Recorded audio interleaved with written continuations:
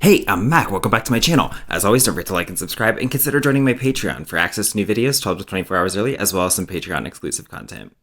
So I'm being told that the latest episode of the Rise Together podcast is super weird. So by popular demand, we're going to take a listen to it. And from what I've heard, it's pretty out there for being content from Dave Hollis. Let's see. Let's go. Oh, the wind right now is absolutely batshit crazy. We've already hit 57 miles per hour, and it's only going to go up from here. That's part of the reason why I'm still awake right now. So you're just going to have to deal with it. You're going to hear it. It's so loud. Many of us are already planning our New Year's resolutions to work out more in 2023. But let's face it, they rarely stick. Yeah.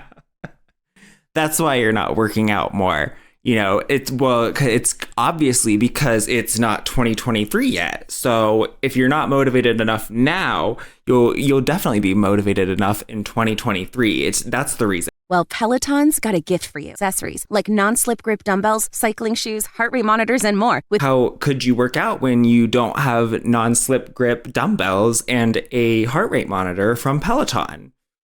I mean, that's clearly the reason. Hello, Rise Together fam. We are here with a conversation that I'm going to be honest. I was just talking to our guests. I know so little about this topic. So it'll be basically like every other Rise Together podcast.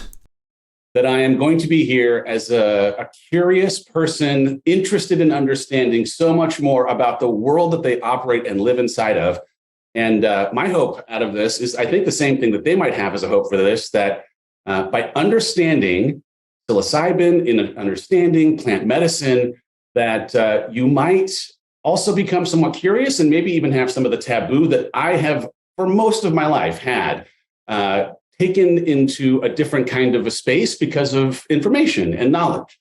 My guests today are Megan and Nicole Michelena, and they are people who live and work as experts with psilocybin, working around shifting neuroplasticity, having conversation around the balancing of masculine and feminine. And this entire world lives inside of this world of plant medicine.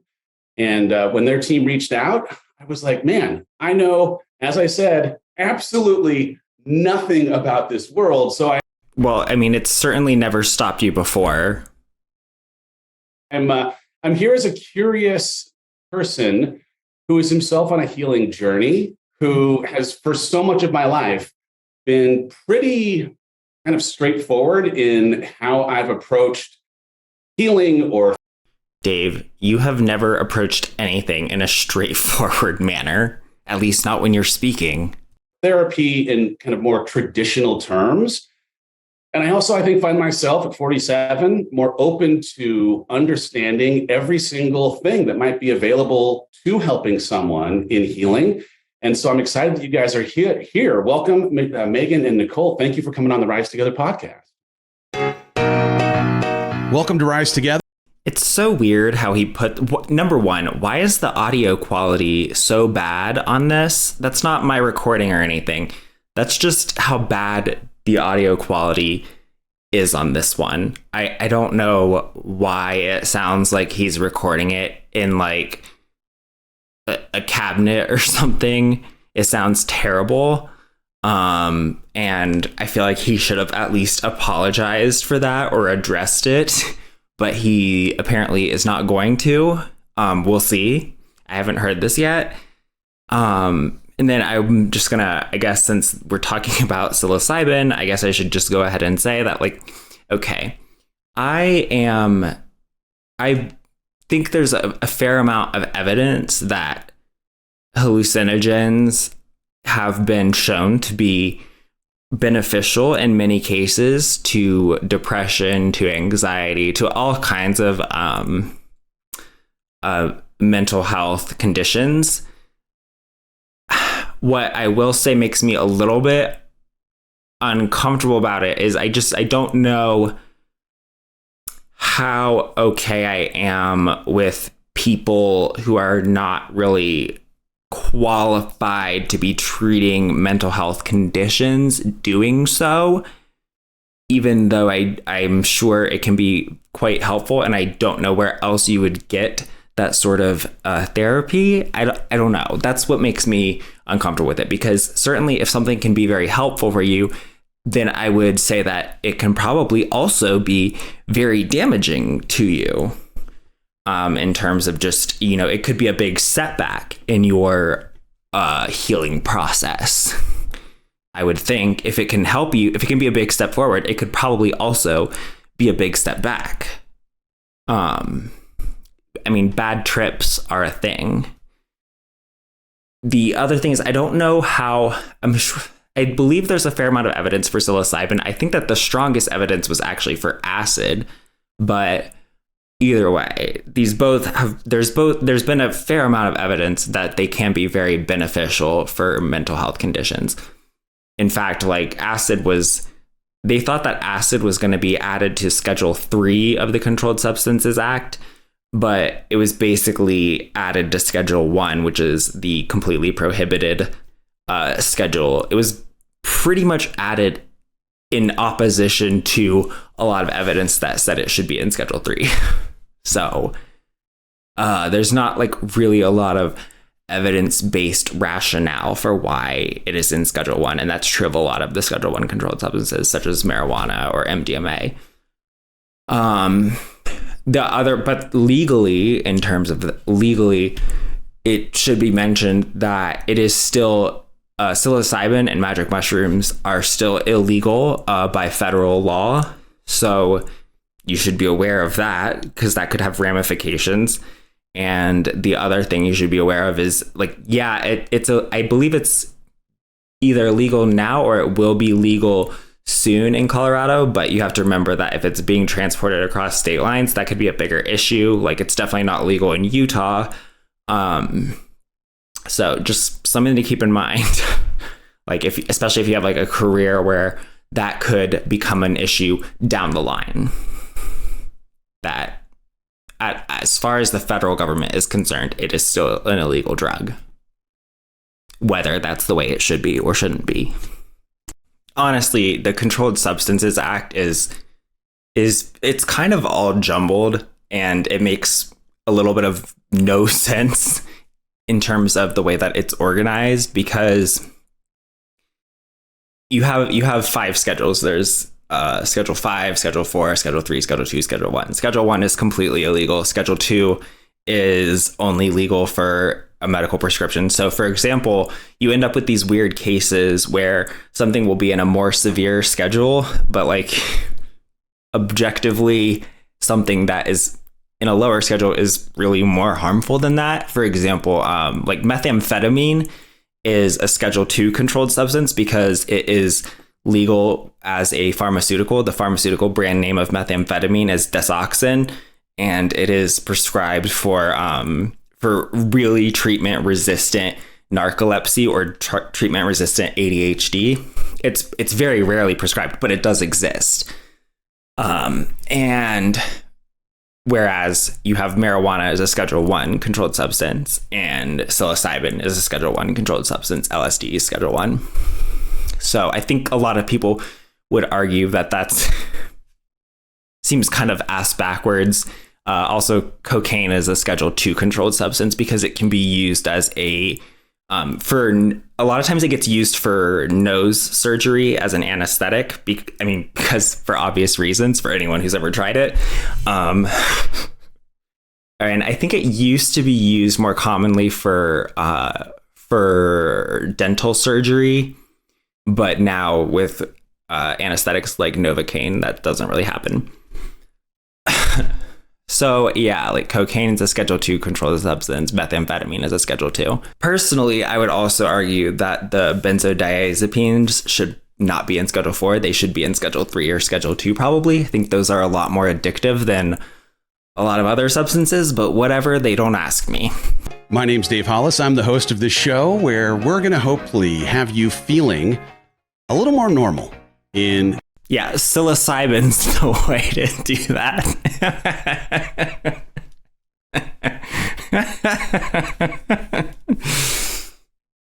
Okay. The human experience, maybe see yourself even in some of the stories that are told, or have your appreciation of what it means to be human expanded by someone who's come on as a guest who's had a different life experience. Yeah, I mean, you might expand your mind. We'll see. In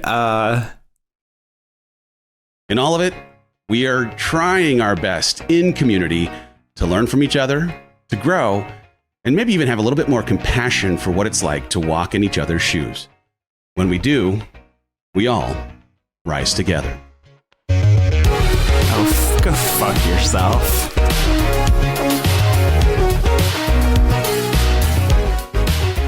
Thanks, Dave, for having us. We're super excited to be here and, to have an uncomfortable, comfortable conversation about something that's been really taboo for a very long time.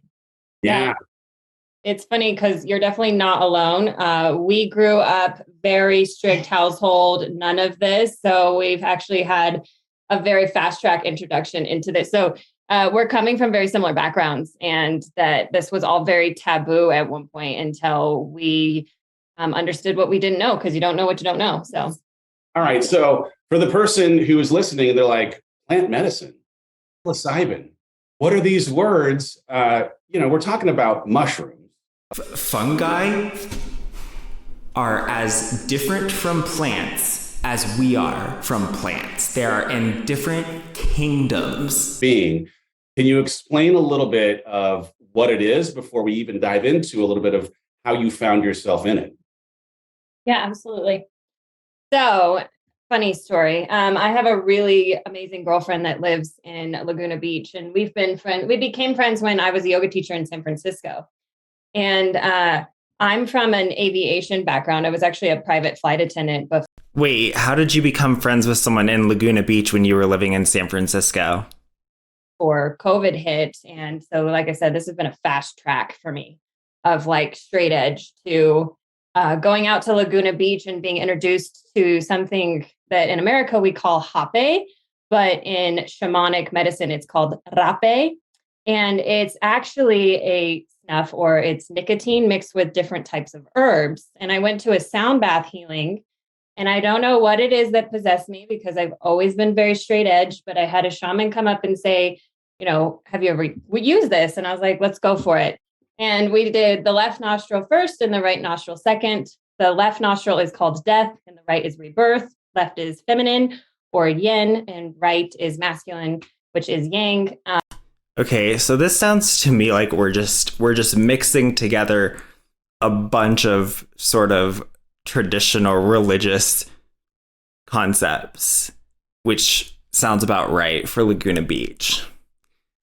Because obviously yin and yang is from an East Asian tradition, and then we're also incorporating this very indigenous terminology with the tobacco and everything. So I don't know. It's weird. And it lit up my world. Yeah, you lit something up. I had been a yoga teacher for 8 years at that point. Understood the chakras or the energy fields in the body, all of that, but I'd never really experienced them. And I tell you what, Dave, it lit my entire, I saw white light when he blew up my left nostril, and it caught in my heart chakra.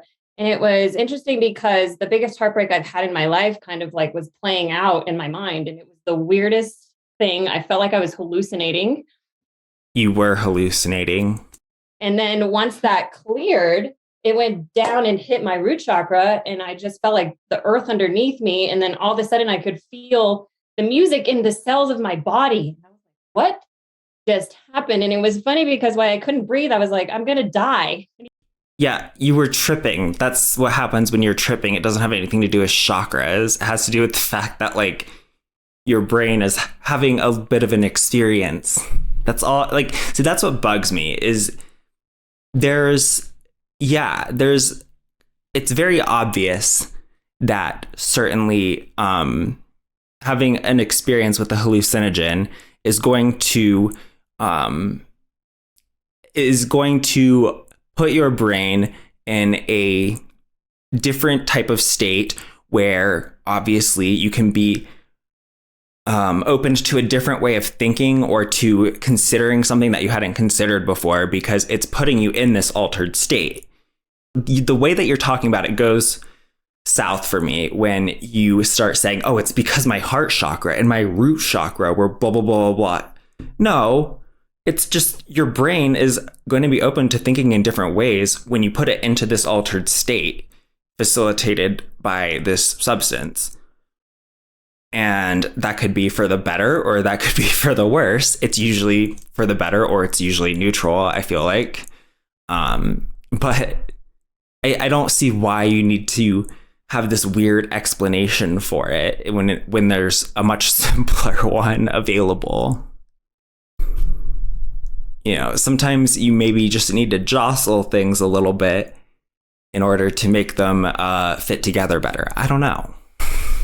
That just seems so simple rather than having to make a bunch of shit up. See, that's what bugs me. He's like, it's called a death. Just breathe. And my girlfriend, Benet, is like, it's fine. Just breathe. You're going to be fine. And she's almost laughing because I'm sitting there like, I'm dying. And anyway, then he was like, I have to do the right. So this was my introductory into plant medicine. And it was actually like pretty much a reckoning. I came out of that. And I remember taking a nap and waking up and I was completely changed. Like, there's something to this. And I was like, psychedelics, mushrooms, like, no way. That is, you're going to end up in a psych ward. Like, this is really bad. Like, people are crazy that do this. And then they like kill people or do whatever. What? Just because that's bullshit doesn't mean that you have chakras. I mean, yeah, I would say that probably the hallucinogens are basically, they don't have a lot of addictive potential because you don't really get this compulsive use of them again. Like, you might use them again, but it's not compulsive in the way that it is compulsive for someone to use heroin again. Like, it's not the same thing that's going on there. There's not this addictive potential to it. It just makes me uncomfortable to be putting people who believe that chakras are real in a position of treating actual mental conditions. That's what I don't like. That's what makes me really uncomfortable. Like, I want them to have like a little bit of a grip on reality.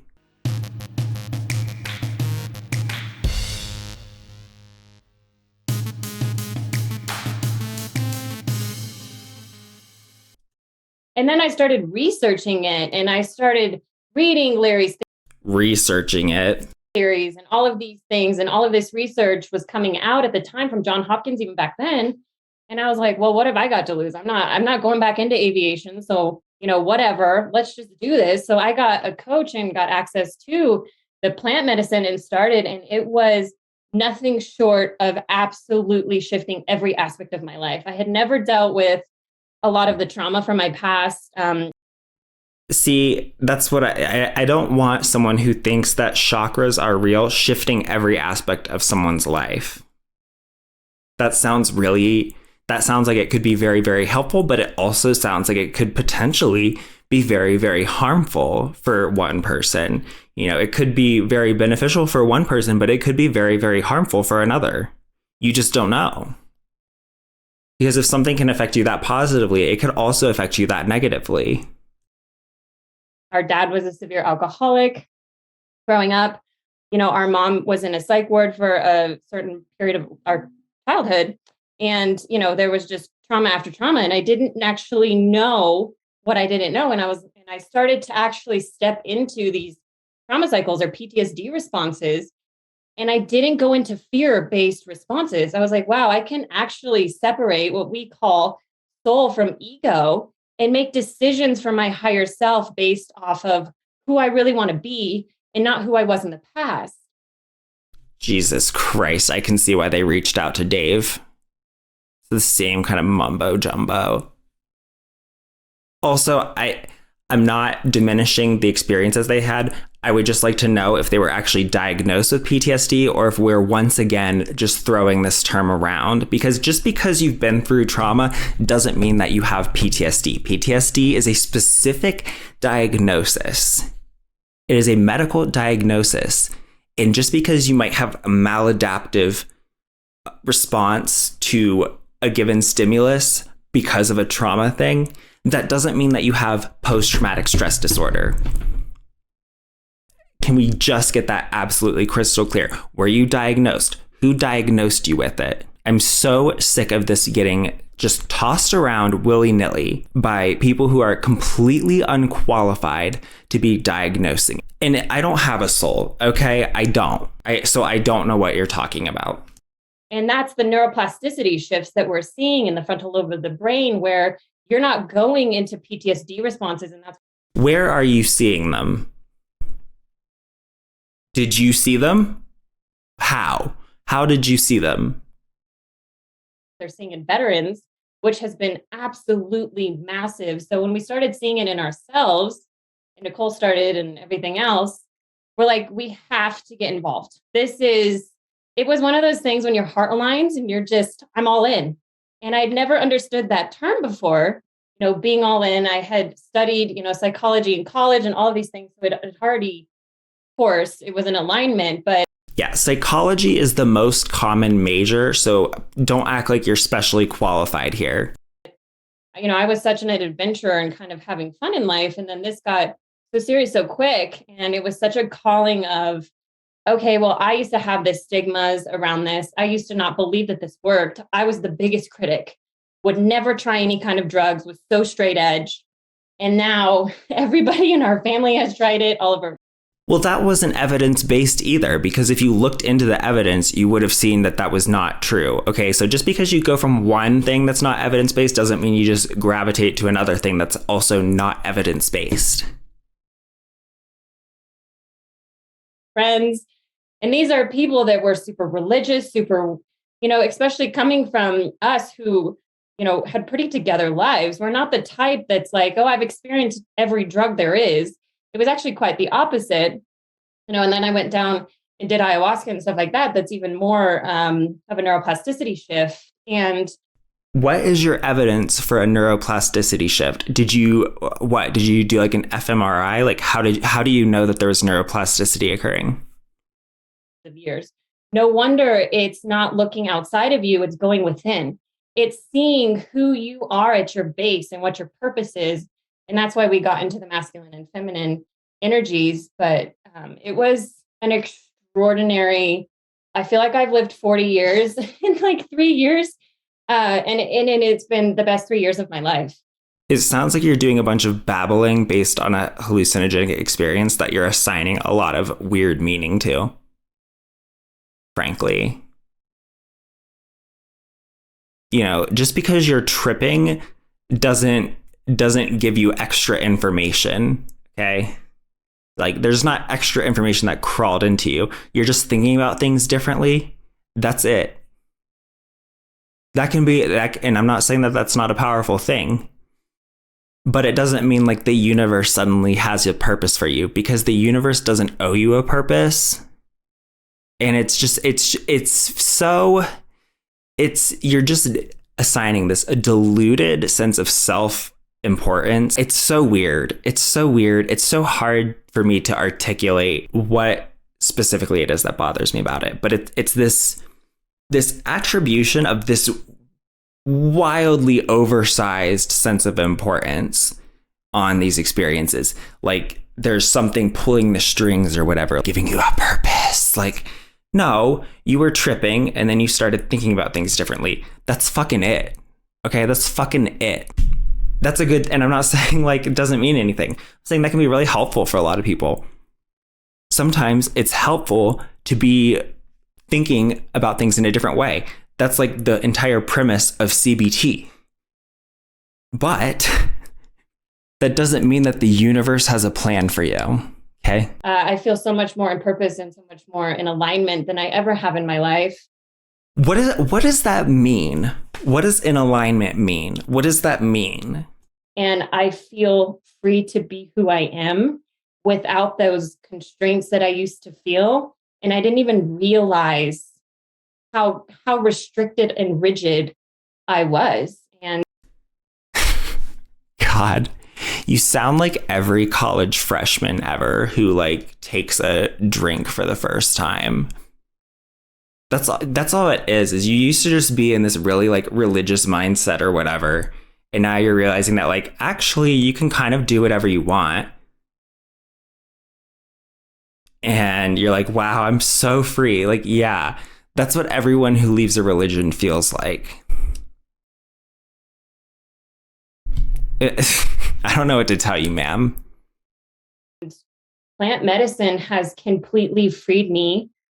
Fungi are as different from plants as we are from plants. They are in different kingdoms. Oh my God. I'm so sick of this euphemism already.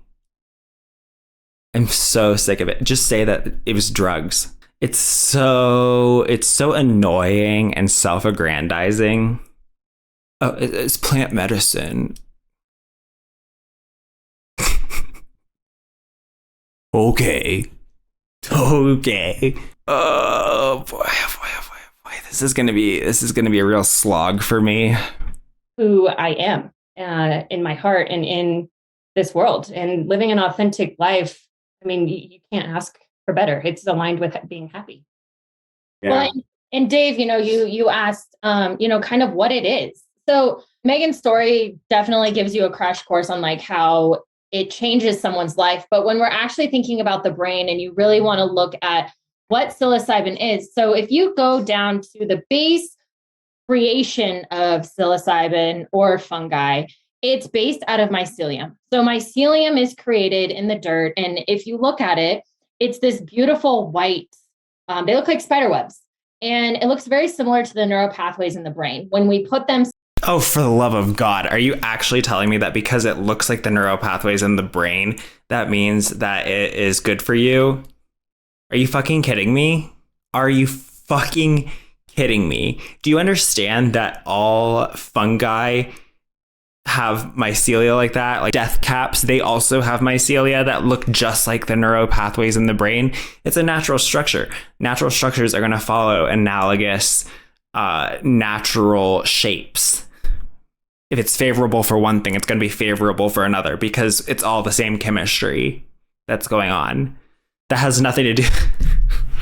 So if it's shaped the same as your brain, it's helpful. Side by side, they almost look identical. And scientists actually struggle to be able to tell the difference between a picture of mycelium and a picture of the brain. And so when we're actually thinking about fungi or psilocybin, we're looking at them as actually something that is intelligent, something that is energy. Oh my God.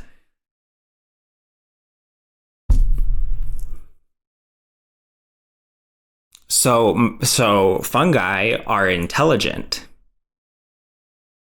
They have, I guess then it's pretty rude of you to be ingesting them then, isn't it? Why would you ingest something that is intelligent? That's pretty mean. Where are the fungus rights? Where are the fungus rights?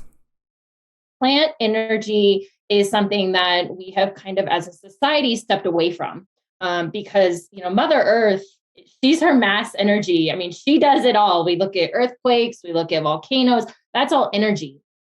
And so that's no different than looking at a fungus or a mushroom. And so when we're actually working with these beautiful sacred plants, we're actually working directly. Okay, fungi are not plants. Okay, I really cannot express enough how big of a difference that is between a plant and a fungus. There is a huge difference between something that is capable of photosynthesis and something that is not capable of photosynthesis. Plants make their own food from the sun. The fungus does not. That's why fungus grows in dark, moist places, and plants will die if they are in a dark place. There's a huge difference, and it is meaningful. If you look at it as the animal branch and the fungal branch of the evolutionary tree as being siblings, the plant branch is cousin of fungi and animals. Fungi and animals are siblings, and plants are a cousin to them. So there's a common ancestor that then had a branch split into plants, and then had a branch split into the common ancestor of animals and fungi. So animals and fungi share a common ancestor that we do not share with plants. They're extremely different, and they have completely different life cycles, and they behave differently. Directly in the brain. They literally have what scientists haven't quite figured out yet, how they plug in and how they work. And it's really quite this beautiful dance between nature and our bodies, because it almost becomes coherent and yeah, it almost becomes coherent. Vibrating at the same energy level. What do you mean? Can you detect the vibrations? And when we go in and they look at brain scans, they can see actually parts of the brain in the subconscious mind that's lighting up. Well, yeah, I mean, why? You can tell that something's happening in your brain just from the fact that you're having a psychedelic experience. That doesn't mean that they're like, oof. They've made so many leaps here that I do not feel have had satisfactory evidence. So traditional trauma doesn't allow for that to happen. Traditional trauma is walking you through these cycles over and over and over again, where psilocybin and you working through these over and over again is actually rewiring the brain. And that's when the neuroplasticity comes in, and that's when actually that's when the psilocybin is softening the neuroplasticity to create new neural networks to actually reprogram your story and in your subconscious mind, so we can actually rewrite our story and create a new beginning, a new path, and let go of trauma. If you own a business. Okay, I mean, whatever. I will grant that I don't like the mystical language that they're using, but I will grant that it allows you to reprocess and view an experience in a different way that you would not have been able to sort of access before. But I don't accept that fungi are plants. Fungi are not plants. They're a completely different kingdom. They're as different from plants as we are from plants. Okay, so I don't accept that fungi are plants. They're not plants. They're completely different. I don't accept that anything that has the structure of neurons is therefore somehow good for you. I don't accept that there's this vibrating energy that we somehow can't detect. I mean, what do you mean? Like, how many hertz is it?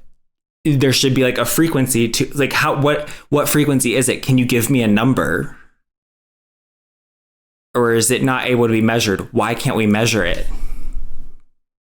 Because you seem to want to use brain scans, but you don't want to use other. So you just want to like kind of pick and choose which parts you want to use.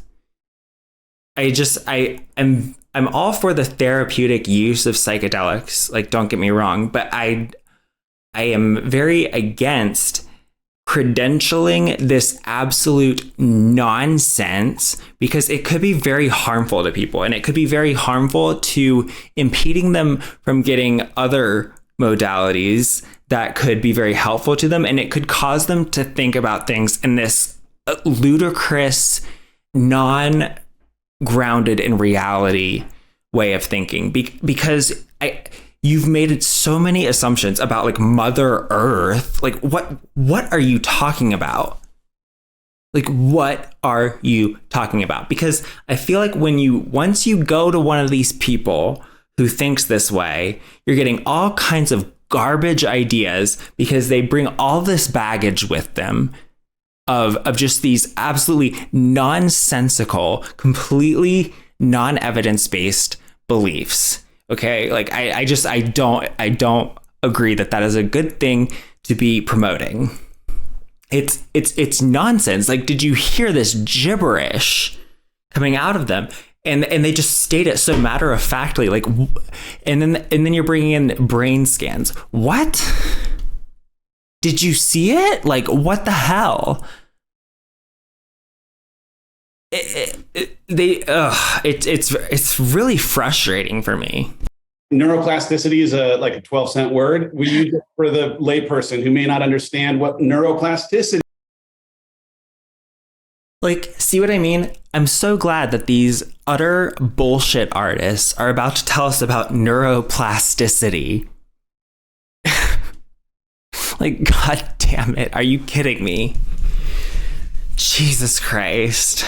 Neuroplasticity is a real concept, but I mean, how am I supposed to know? How is any person supposed to know when they're talking about their bullshit Mother Earth vibrating energy that we can't detect? You know, it's vibrating, but we don't know what the frequency of it is. We don't know how many hertz it is, because anything that's vibrating should have a frequency. And any frequency, we should be able to measure it, because every other type of frequency we are able to measure. The power coming out of the outlet has a frequency of 60 hertz in North America. Okay, because that's how frequencies work. That's what the word frequency means. It's how frequently something is happening. Okay, if it's 60 hertz, it's happening 60 times per second. That's what a frequency is. Like, that's why it's called frequency. It's how frequently something happens in a given unit of time. Why are these frequencies not able to be described that way? Why? I want to know. Because it seems like you don't have a frequency if you can't tell me how many times it's happening per unit of time. How can your frequency not have a unit of how frequently per unit of time it's happening? Like, what the fuck? Right, because it's some bullshit spiritual concept that doesn't actually mean anything. It's utterly meaningless, brainwashy trash that you are just filling your head with and wasting a lot of time with, frankly. It's a waste of brain power. It's a waste of time that could be better spent on stuff that's real. I mean, it's so baffling to me why people fill their brains with this utter trash. It is a waste of time. It is garbage.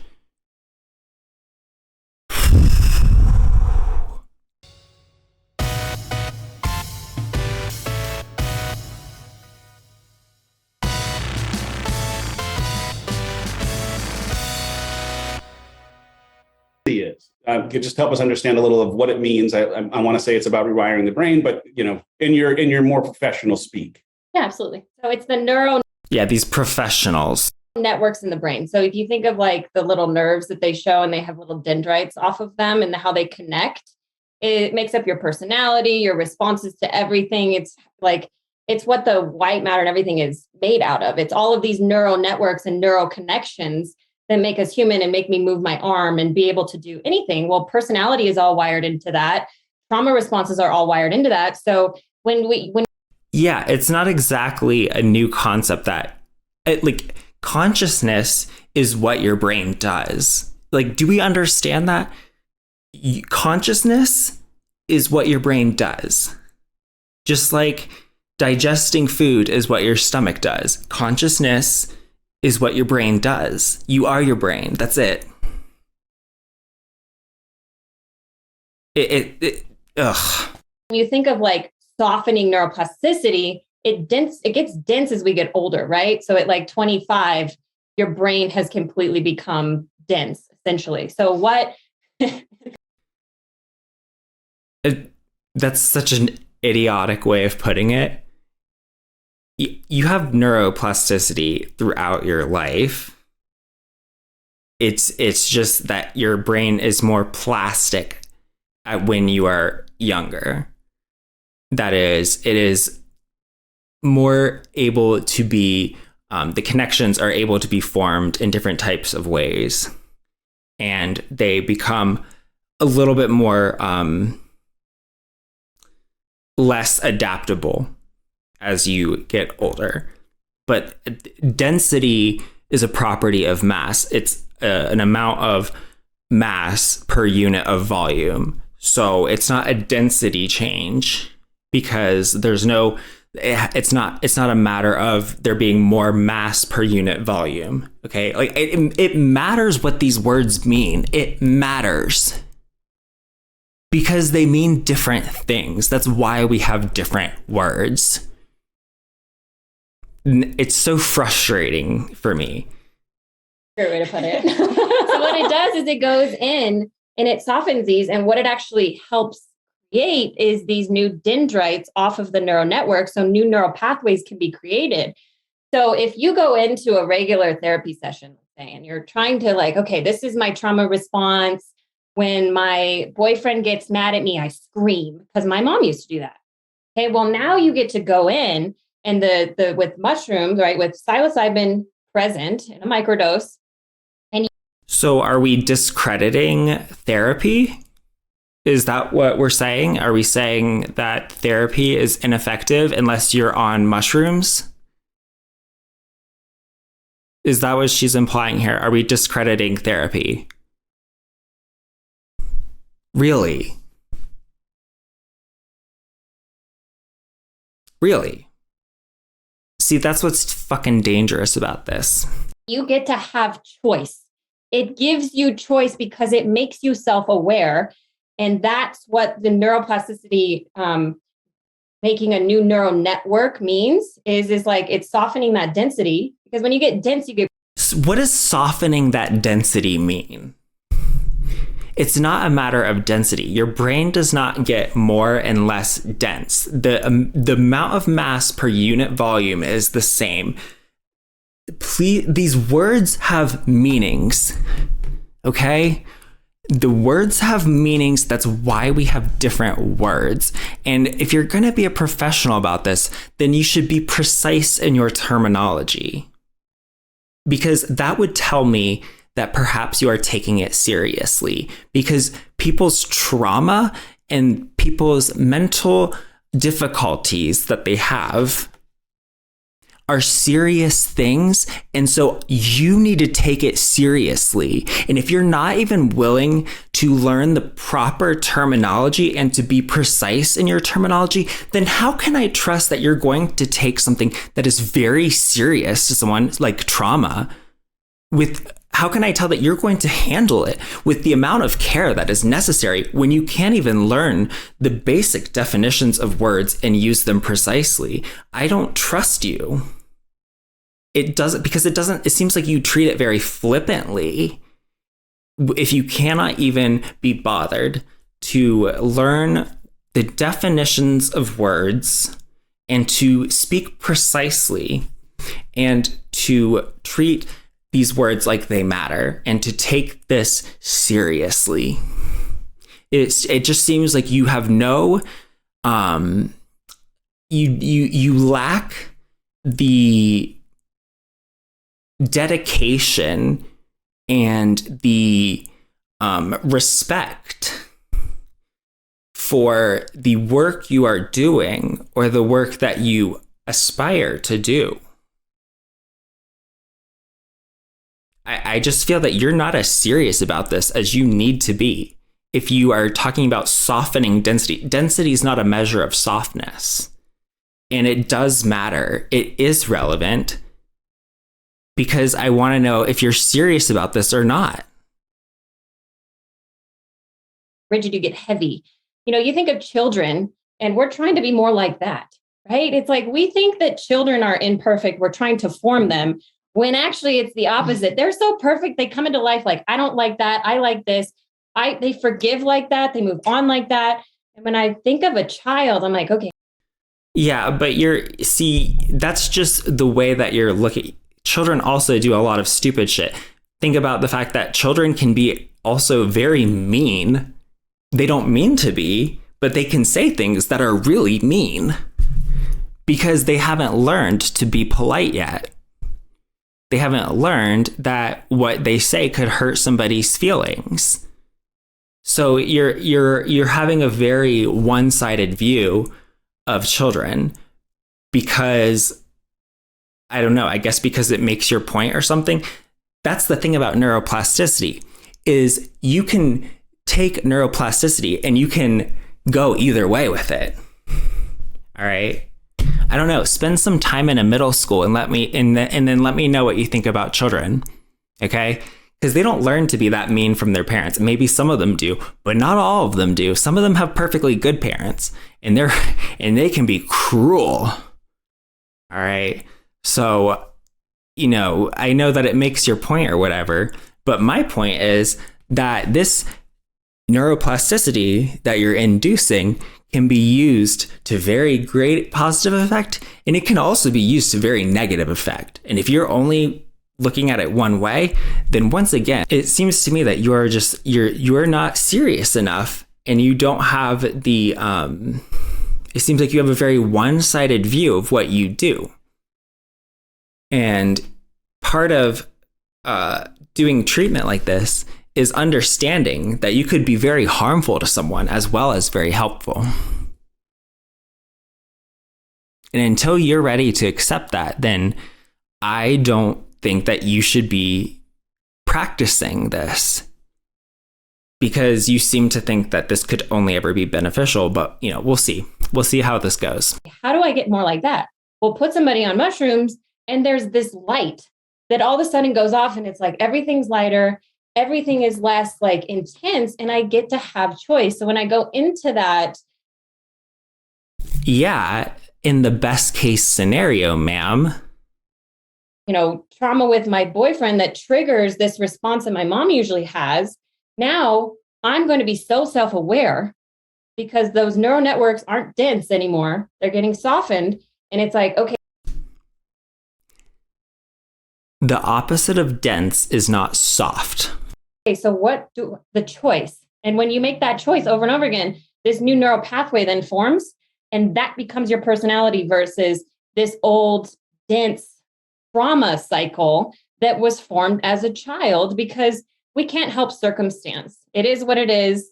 And that's why we use something called TFAR when we're working with mushrooms. Thoughts become feelings, feelings become actions, actions result in your life. And Dr. Joe Dispenza talks about this. Everything talks about this, but I want you to hear this wind.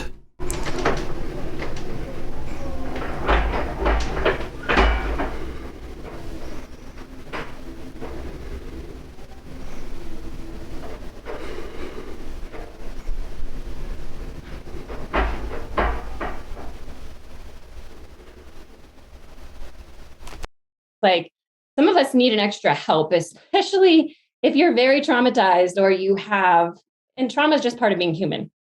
Who do I want to be? And sometimes you need just a little bit of help with that, because Western medicine, and the biggest issue I always had with it was it treats symptoms and not the cause.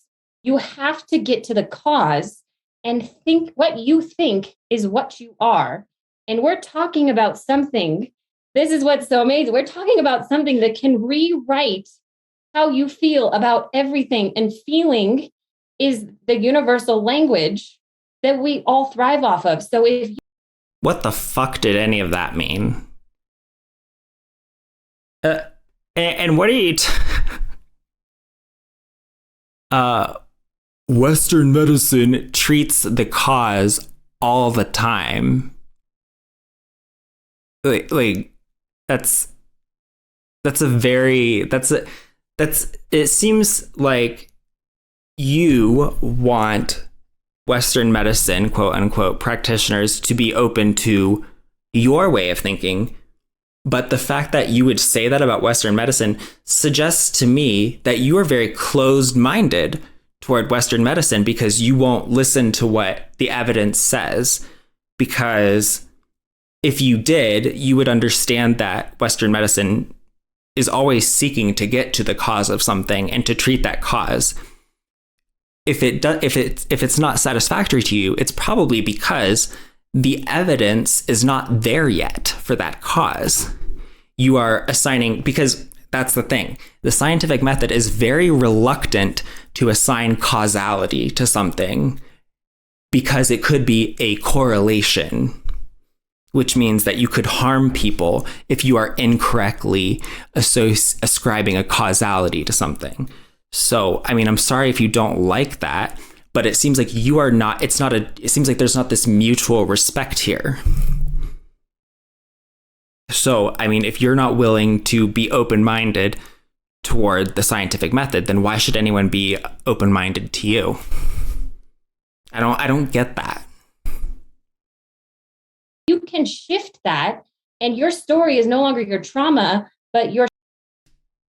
Couldn't it also intensify that trauma and intensify the maladaptive ways of thinking? What's to stop that? Have you ever heard of a bad trip?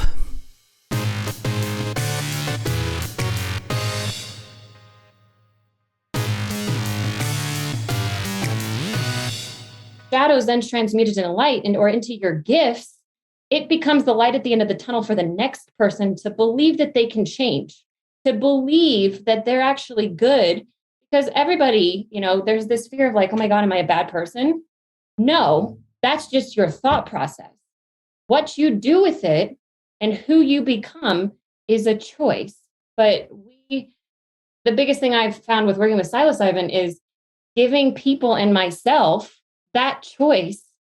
To what Nicole was saying is like, you're not necessarily rewriting your story, but you're feeling differently. That's when the psilocybin is softening the neuroplasticity to create new neural networks to actually reprogram your story and in your subconscious mind so we can actually rewrite our story. Okay, you just said we were rewriting the story though. So like, what is this? It's so vague. It's so mumbo jumbo. It's all so meaningless. None of these words mean anything. So what are you even talking about? Why are you wasting our time? About it, your emotional reaction to your past. Because when you're no longer having an emotional reaction, it becomes wisdom. So when I think of the past and it's like, oh my gosh, I'm so grateful for that, for the wisdom that I have gained. Toxic positivity. I can pass that wisdom on. But if I think about my past and I'm like, oh my gosh, no one's ever going to love me because of who I've been. When you shift that, it becomes a superpower. And it's like, oh my God, I cannot believe that these weren't used. Content warning here. There's going to be discussion of the rate of suicide. Also, there's going to be a couple of times where I say the phrase committing suicide. It's just habit. I realize now that I should not say it that way. It just came out that way and I'd already said it. Because the reason that you shouldn't say it like that is because it's sort of like you're saying they're doing something bad. Like you're saying that they've done some sort of offense, like committing a crime or committing a murder. It's just habit. So sorry about that. I really don't mean to say it in a judgmental way. And I am trying to do better about not saying it. It was just habit that made it pop out. So I will put a time on the screen if you wish to skip over any discussion of it. Thanks. So long ago, because suicide is the #1 killer in America right now. Editing Mac here. Can't believe I didn't notice this the first time. No, the #1 killer in the United States is not suicide for any age group. For ages under 25 years of age, it is motor vehicle accident or other unintentional injury, such as it could be drowning, could be motor vehicle accident, something like that. For ages 25 through 34 and 35 through 44, it is drug overdose followed by motor vehicle accident. For ages 45 through 65, it's cancer. And for ages 65 and over, it's heart disease. But suicide is not the #1 killer for any age group. And I can't, children, we're here to protect children. And this is something with no side effects. And microdosing, a lot of times you don't even feel, and it's safe. Everything has side effects. For children to use. It's like, how has this not been utilized? It's a question I ask myself daily, and why we're in this is. So is the implication that giving children magic mushrooms will make them not commit suicide?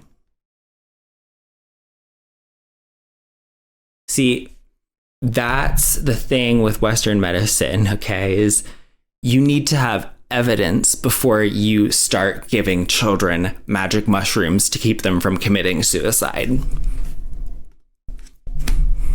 You just do. And also, Miss, I would point out that in Colorado, it is illegal. It is a felony for you to give children magic mushrooms. It is a felony for you to provide those to children. It is a felony because they're only decriminalized for people 21 years of age and older for a good reason, Miss. It is illegal. It is a felony. If you suggest again that you are giving children magic mushrooms, a Schedule I controlled substance that is illegal for you to give to children in Colorado, illegal. It is a felony. I will be more than happy for you to be investigated about that. So I better not hear about this fucking again, okay? It's for people who are 21 years of age. That means able to make this decision, able to consent to this treatment, not children. I'm so fucking serious about this. I'm so fucking serious.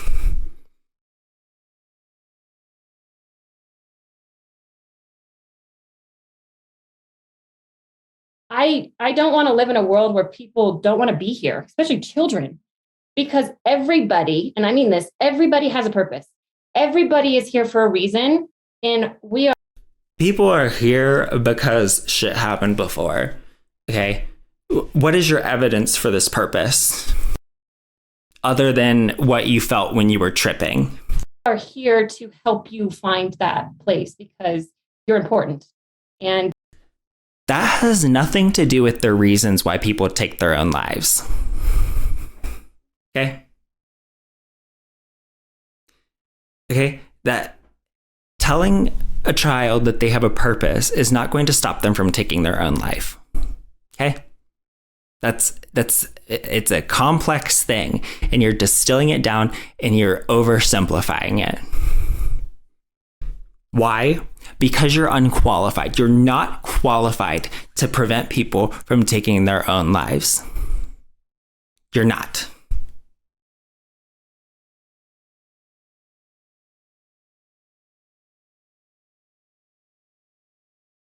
And sorry, I think I said commit suicide before. I'm sorry. It's a phrase that's been drilled into me. I'm so used to saying it. I realize you shouldn't say it that way, because you're saying commit, which is like, committing a murder or whatever. I mean, take their own life. Sorry. People don't think that or feel that, but it's an underlying need to be important. Wow. All right. So I want us to touch on TFAR. What? Did she just diagnose that like everybody who takes their own life does it because they don't think that they're important? What?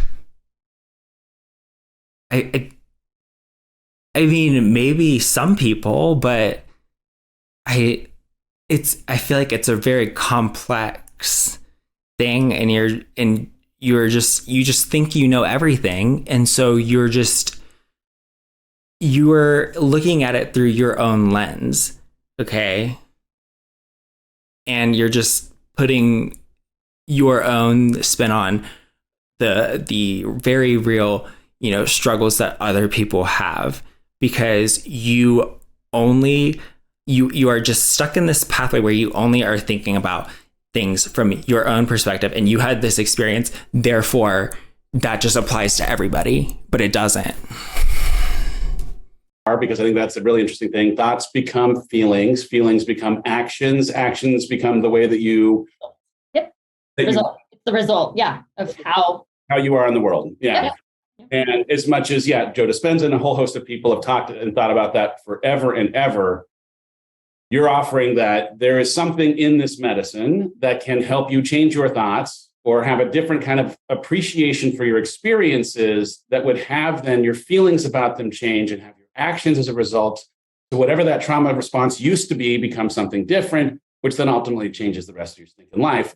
Yes. I mean, I'm interested. This is a cool thing. You said something that I'm very curious about. You said, when you're microdosing, you don't even feel it. I think part of the stigma that I have, or that anyone has, I'm in recovery. I'm not sure that, doing anything with any substance anytime is a good idea for me. And also, there's plenty of people that will be listening. They're like, wait a second, I got to get high to make better choices. So talk a little bit about like, what is microdosing and what are the effects that you might feel on an every single given day, so that if someone thinks that you have to be out of your gourd to start making better choices, you can also dispel a little bit of those rumors as well. I'm not sold on this whole microdosing concept, because it's also a concept that they apply to LSD. And I'm not convinced that it is substantially different from just the placebo effect. I feel like that's what's going on with microdosing, because I just don't think it's legit. I don't know. I haven't looked to see if there's evidence for or against it, but my hypothesis about it is that the microdosing effects are just the placebo effect. Which, I mean, if it works for you, then whatever. But I don't know. But see, they won't ever test it, will they? Yeah, absolutely. So this is a hot topic. And like we mentioned, and Megan had mentioned earlier, our father has 9 years of recovery. He is a very active member of AA. And we actually had this conversation with him about, hey, like, what are your thoughts on it? John Hopkins is saying this is the 13th step. Bill Wilson, the founder of AA, swore up and down in the 70s that LSD was going to be the cure for alcoholism. And, having that conversation with him was great, because I'm getting the words right out of a true addict's mouth. And he said, depends on whether they're old school or they're new school. And old school is hell no, that's a substance. You wreck your recovery. And I think that you should respect people who don't think it is right for them. You are almost like a middle school bully pressuring people. You need to respect people's boundaries. Okay? You need to respect people's boundaries. Counts, you fell off the wagon. The new school is, okay, are you getting a coach? How are you using it? What intention is involved with it? So depending on what side of the road you're on, it depends on which way you go in that regards to your own personal recovery journey. Our father is definitely supportive. He's 100% for it. He's read all the research. However, he is like, it's not for me. I'm an old school AA guy. My sponsor is that way. And we respect that. We totally understand. Good. Okay, good. Because you were kind of, when you talk about it like old school and new school, it kind of, you see how that sounds judgmental? Because it does. So good. Because the way that you it seems like you say that, and then the way that you continue talking about it, it seems like that kind of goes out the window. Because again, these experiences can be very different for different people, especially depending on like context and everything. And I swear to God, you need to not fuck with people's recoveries. Don't fuck with them.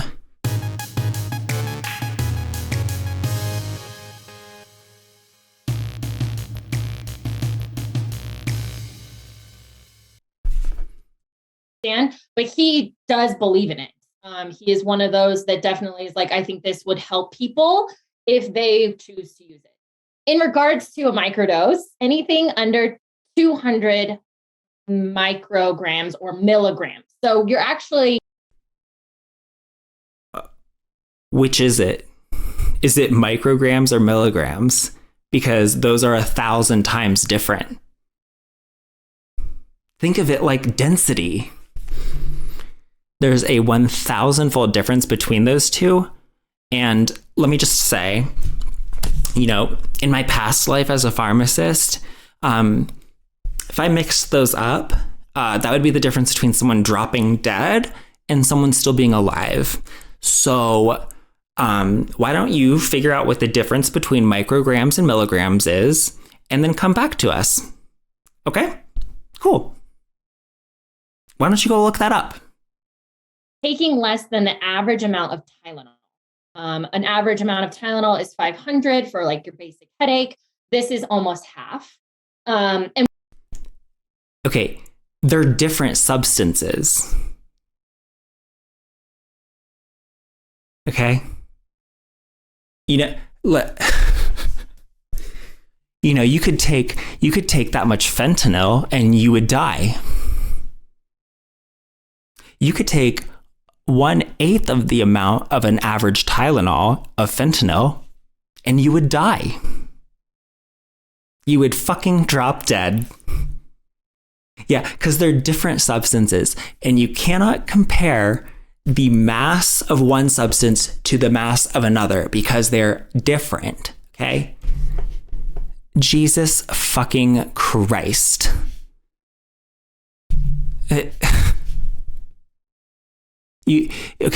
Acid, 400 micrograms, you would be a tripping a balls, and that's 400 micrograms. That's 0.4 milligrams. And you would be, I'm serious, you would be ego death out the window, tripping balls on acid at 0.4 milligrams, okay? So that's less than 1/500. That's less than 1/1000th of an average Tylenol. And you would be ego deathed multiple times over. So you can't compare mass of one substance to the mass of another because they're different substances, okay? There's no amount of Tylenol that would make you hallucinate. What actually happens is what it does is it turns the DMN off in your brain. So the DMN is the default mode network. It is located in the frontal cortex of the brain. And what happens when you take a microdose and it interacts with this DMN, it scrambles it. So how is scrambling anything in your brain going to be imperceptible? Explain that to me. Your brain kind of, in the best way to describe it to people, it turns off your ego in the best way possible. You're still going to brush your teeth. You're still going to drive to work. You're still going to care about what you look like. Even though your default mode network is switched off? And that's surprising to me because in order for an ego death to happen on acid, you have to take a pretty high dose. You have to take like at least 200 micrograms, which is pretty high for acid. Like when you present yourself, but it is all of the trauma responses that you had on an everyday average. Someone cuts you off driving to work and you flip them off. Well, now you're like, well, I'm not that mad at them. Like maybe they're having a bad day because you're rewiring your brain. So it only acts in this very selective, very positive way. That doesn't make any sense to me. That's very surprising to me that you're saying it's going to have this dramatic effect on your brain, and yet you should also take it at work and be driving around the car in your car with it. I would say that you should not be driving a vehicle with anything that is going to have such a dramatic effect on your brain. I mean, that's just shocking to me. You're suggesting that you should be operating a motor vehicle on magic mushrooms. Interesting. I wouldn't recommend that, especially from someone who doesn't know the difference between micrograms and milligrams. So I would not advise that you operate a motor vehicle. Very, very shocking. And you start to realize that you don't feel anything usually in the body. We've had a few people. How are we turning off whole sections of the brain and not feeling anything? That'll be like, wow, I really noticed my hands. They become more aware of their body, but it's not a high. And we're recommending that you operate a motor vehicle while you're really noticing your hands. Editing Mac here would like to add that if you are in an accident, even if it had nothing to do with the microdose that you're on, you better fucking hope that they don't run any drug tests on it, because you could be going to jail if they find that it tests positive. And you, ma'am, the practitioner, better hope that they don't mention it, because you could potentially also be liable if you told them to do it. Maybe it doesn't affect your ability to drive. Maybe it does. I don't know.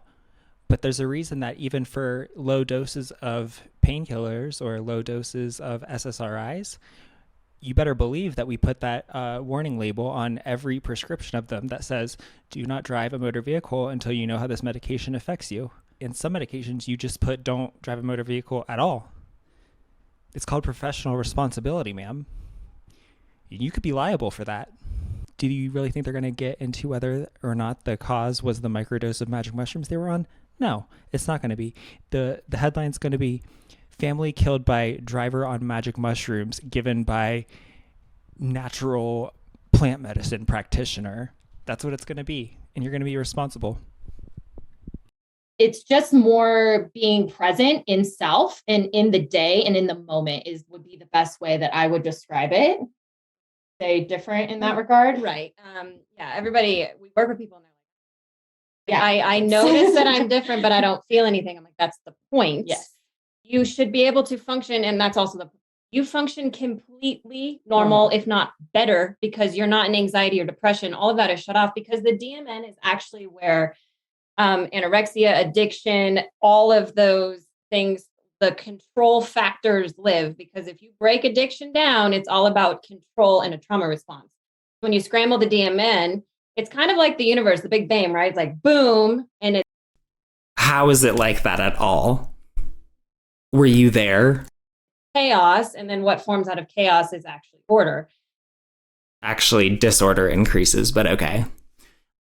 Disorder always increases. That's the one thing that you can't get away from. Anyway, I'm just surprised that we're scrambling your brain and you're not noticing. I genuinely think that this is probably just a placebo effect. They kind of take like this one little morsel of something that's got anything to do with reality, which is that, yeah, the default mode network, whatever. Yeah, it's this habit forming thing. Sure. Okay. But the fact that you are altering behavior in this way and you're recommending operating a motor vehicle while doing it is frankly shocking to me. I'm not saying that you're high on a microdose, but I'm saying that I feel that in order for this to be having the effects that you're saying, it needs to be having probably a perceptible effect. And it's very surprising to me that you think that you can affect your brain this dramatically and it won't have any effects on your behavior. You know, a lot of drunk people or, you know, just slightly tipsy people think that they're acting completely normally and they're actually not.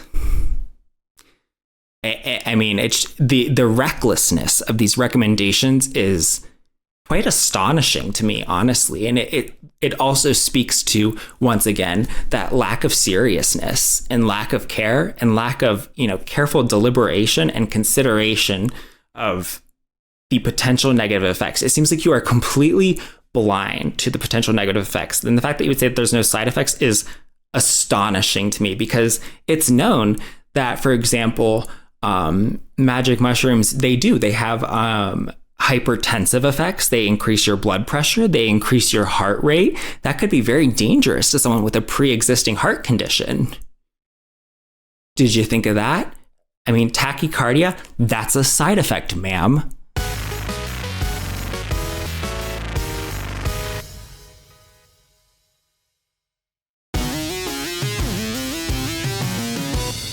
So, and the other thing that I want to make clear is that mushrooms are non-addictive.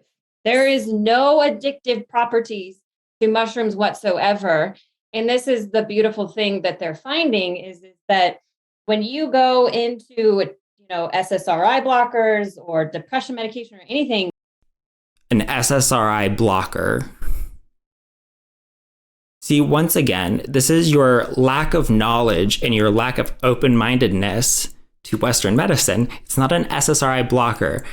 That's selective serotonin reuptake inhibitor. So it doesn't make any sense to say blocker after that. Why would you? That is utter gibberish. So maybe you should know what you're talking about before you start discussing them. Okay.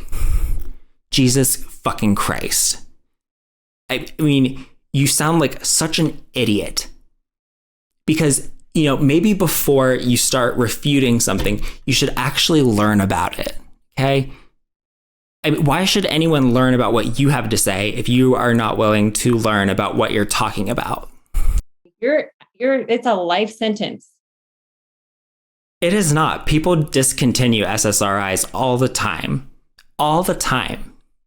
Sometimes you do need to be on them longer, but a lot of times the SSRI is just sort of assisting you as you are able to get treatment like therapy or something, which I know that you said therapy doesn't work. It lets people still kill themselves, I guess is what you're saying. I don't know. But people discontinue SSRIs all the time. It's usually not intended to be for a lifelong thing. It's just as you may need it. And eventually you might be able to discontinue it, but you might not. And that's okay. That's not the same as being addictive. You're not addicted to them. Addiction is a completely different thing. God. See, do you see how they're conflating a therapeutic medication? They're conflating that with being addictive. Because here's the thing. They're talking about how an SSRI is a life sentence or whatever. Okay, whatever. So are they done using magic mushrooms or because it seems like maybe these magic mushrooms are also a life sentence, aren't they? Huh? Or are they done with them? Is it a one and done? Doesn't seem like it. It seems like they're still pretty gung-ho on using them. Is that a life sentence? How is it different? Why is it a life sentence for an SSRI and not for this? Because it matters. This is you're microdosing for 3-4 months, whatever the mentor says, right? And then you take time off. This is not something that is like, I have to do this the rest of my life. It's like, no, we're reprogramming the brain. It is not. Okay. I would love to know if they keep doing this for the rest of their life, because I have a suspicion that they will. Not a life sentence. It is non-addictive. You don't have any kind of high feelings.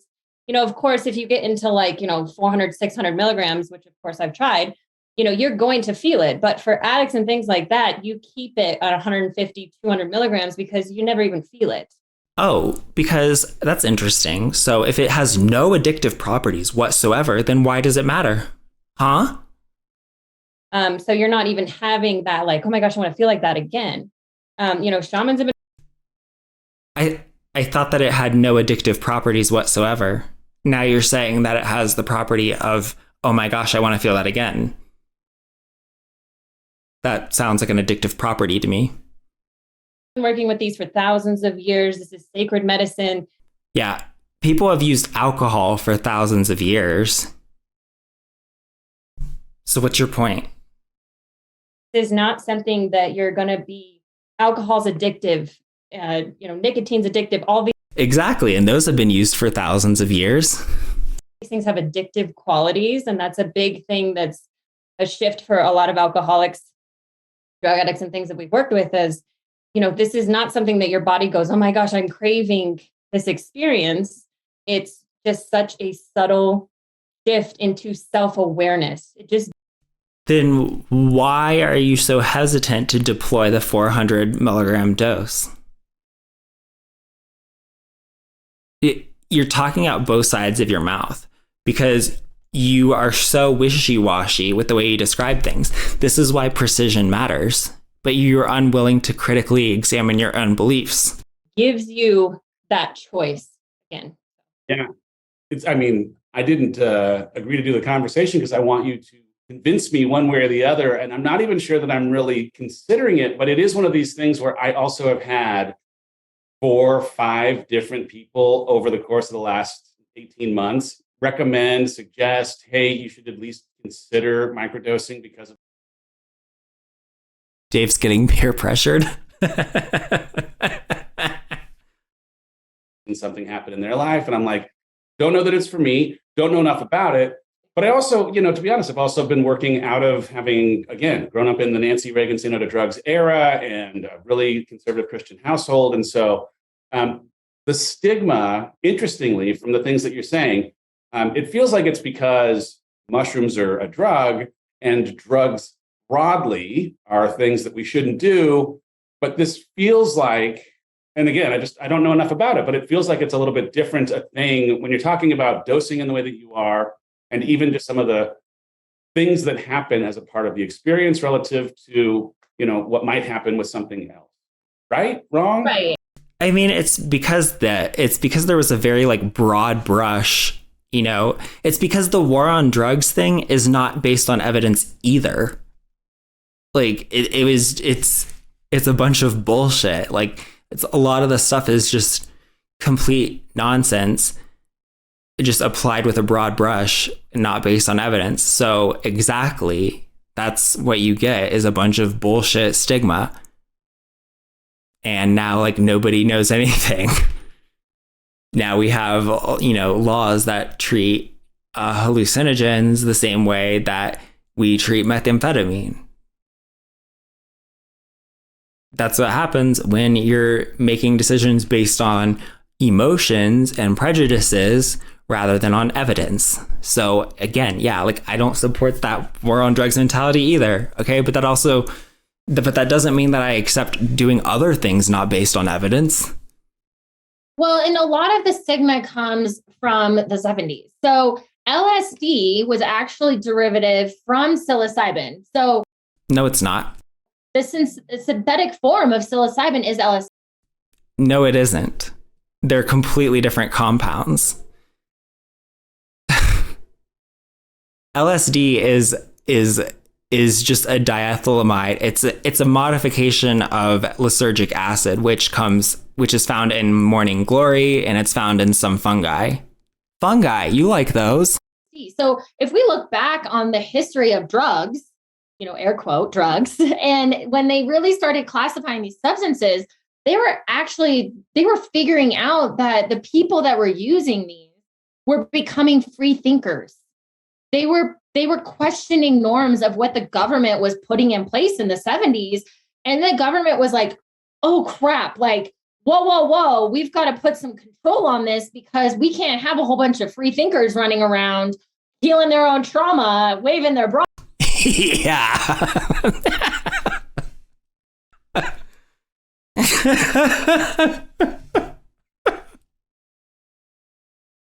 Like it was a thing. And LSD started being looked at and really studied as when they were looking to find a truth serum. The government was trying to find a truth serum to militarize as a weapon, a foreign weapon against war hostages. I mean, yeah, that is true. The CIA was trying to see if it could be used for mind control. That is true. It's one of the more shocking. It's one of those things where it sounds too ludicrous to be true, but no, it really happened. And we start to study the history of it, and it kind of starts to fall apart. You kind of start being like, this doesn't really add up. Like where, why, how, they made peyote illegal because back in the day, that was a sacred medicine to the Native Americans. Yeah, they made it illegal for because of racism. Oh, I mean, it's the same reason that marijuana is illegal by federal law. Like it's mostly just racism and giving the government an excuse to arrest certain people. Well, that was a rite of passage for their boys. The boys became men when they took peyote and they went on a vision quest. That's how they created the masculine in their, in their culture, but they wouldn't conform. And so they were like, fine, then, if you don't want to conform to our ways. Okay, if you're going to sit there and say that the government made it illegal for any reason other than racism, if you're going to say that it's because it's not about conformity, because it doesn't really matter how they conformed or not. okay, because they'd still be indigenous people. And so they're still going to be racist toward them because it is a racist policy. It's not like a conformity policy. It's because they're racist against the indigenous peoples. Okay? So maybe don't water it down. Okay? That's frustrating for me because you're kind of erasing the very real hatred that motivates. We're going to make something that's sacred to you illegal. It's really fascinating when you start to dig into the history of these and how they became such Scheduled 1 drugs. You know, MDMA almost slipped through and almost didn't make it. And then all of a sudden, there was a narcotic act in it was like 1986. Don't quote me on that. It was very close. Like, whoa, we missed one. We got to like ecstasy over here. We need to slip it in because they were really figuring out. And we're seeing it now coming out in the research. Okay, do you see ecstasy, MDMA is synthetic, but it seems like you pick and choose what things you disparage due to being synthetic. There's no MDMA plant. Okay. It takes like degree level chemistry to synthesize MDMA. Like it's harder to make MDMA than it is to make methamphetamine. Like a methamphetamine is closer to being a natural product than MDMA is. Hopkins is also MDMA stands for methylene dioxymethamphetamine. Okay, it's methamphetamine and then it has a little extra ring added on the back of one of the rings. So once again, they love to use this like really simple, like oversimplified broad brush painting of these qualities on these chemicals. But then you can turn it right around and make bullshit assertions right back at them, okay? Because they're not using these, they're drawing these conclusions that aren't valid from invalid reasons here. Crushing it right now. They are like on a warpath. They have a whole school dedicated to psychedelic medicine. And they're proving like, hey, we're dropping into the subconscious. We're reprogramming people. We're watching people after 2 doses over 2 grams of psilocybin in a clinical setting have an 87% recovery rate in alcoholics that have gone through AA and fallen off the wagon for years. I mean, that mental health wise is just astronomically amazing. Like I get so excited because the mental health and addiction in this country, if we can use plants to help people find themselves. Are you saying that MDMA comes from a plant? Because it doesn't. It comes from like a huge amount of organic chemistry, glassware. That's amazing. That is. If you look at history of like the indigenous people or Native Americans, you know, they used peyote, mescaline, whatever you want to call it, mushrooms, all of these things. And there wasn't addictions in their society until alcohol, which can be argued, destroyed their very culture, because when whiskey was traded to Native Americans, they were doing anything for it because it's of addictive qualities. So when you look at just what the different, you know, this was assisting their consciousness and this absolutely destroyed consciousness. And we don't even hardly drink anymore because when we go out, you know, drinking makes me feel horrible. I get into a negative energy. When I take mushrooms, I love everything and just want to dance. And but it's a positive feeling, but I don't feel like, oh my gosh, I have to take this every time in order to enjoy myself. Or with like alcohol, I used to have that like, oh my gosh, if I don't drink, then I'm going to be socially awkward. So even just looking at past civilization. That was a very interesting statement from her. And then also, this is a very exoticizing, very racist view that you're also expressing about Native Americans and indigenous people. Okay, because like even if you're framing something in a positive way, this is still a racist. This is a very racist way of describing people. All right, so I just realized that we're only like halfway through this. And this video is going to get way too long. So we're going to break it off there. And then I'm going to review the second half and we'll see if there's more things that I want to have a response to. If there are, then we'll make that part 2. But we'll make this part 1. And so what I'm going to say in summary for the first half is I think that there's definitely a role for psychedelics and therapy for psychiatric conditions and disorders. I don't like how they have a very one-sided view of their substance of choice. Where they think it's just all positive and it must help everything and it can't possibly have any negatives. I don't like them suggesting that you operate a motor vehicle while under the influence of it. I think that is reckless. I think that could open them up to some legal liability, and they should probably reconsider that. I think that they have a bunch of contradictory beliefs about it, and that they just really lack a serious attitude toward precision that I would like to see before saying that these people can just perform therapy on anybody that they want. And they definitely need to refrain from treating children with this stuff because it is illegal. Even in Colorado, it is not legal to be treating children with it. So leave children the fuck alone. And I don't like some of their attitudes about the indigenous people of the Americas, because when you exoticize someone like that, you're still making them into like little simpletons instead of actual human beings. Because even if it sounds positive to you, that's still kind of a racist attitude that you need to just stop with. Okay? Cool. So we'll see if I see you again in part 2. If they don't say anything new, which they're kind of repetitive, so there might not be. We'll see. I'll see you then. I've been Mac. Peace out. Bye!